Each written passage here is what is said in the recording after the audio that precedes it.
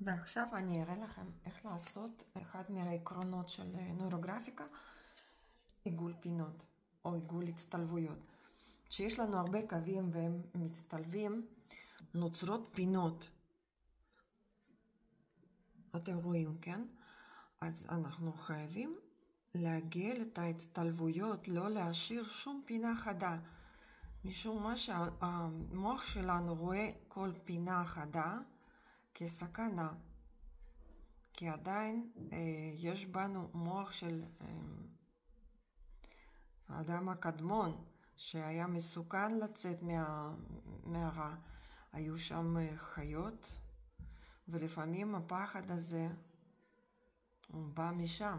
זה כבר אין טיגריסים ברחובות, אבל עדיין יש פחדים שאנחנו לא יכולים להסביר. הנה, אם יש כזה משולש, המוח קורא לזה כסכנה, כמשהו שמסוכן, כי פעם זה היו ניבים של חיות טורפות, או חץ של צייד, או של אויב שיכול להרוג. זה מסוכן. המטרה שלנו לעגל את הפינות, להביא את הציור הזה לשלווה, לאיזון,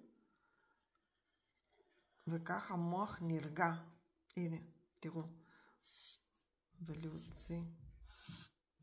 זהו, אין סכנה. אז מה בעצם אנחנו עושים? אם יש הצטלבות, הנה, אני אצייר פה במקרו. יש שני קווים שהצטלבו. מה זה עיגול פינות? מכניסה חצי עיגול לתוך הפינה. וצובעת אותה. אפשר לעבור על הקווים. תשתדלו לא להשאיר קוצים. קוצים זה לא טוב למוח, מוח נלחץ מזה. ממש לגעץ ככה את הקווים. הנה, הכל מעוגל, הכל יפה. זה מצוין.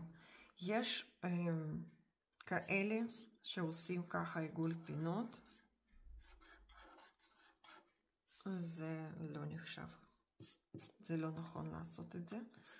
אל תעשו את זה. מה עוד?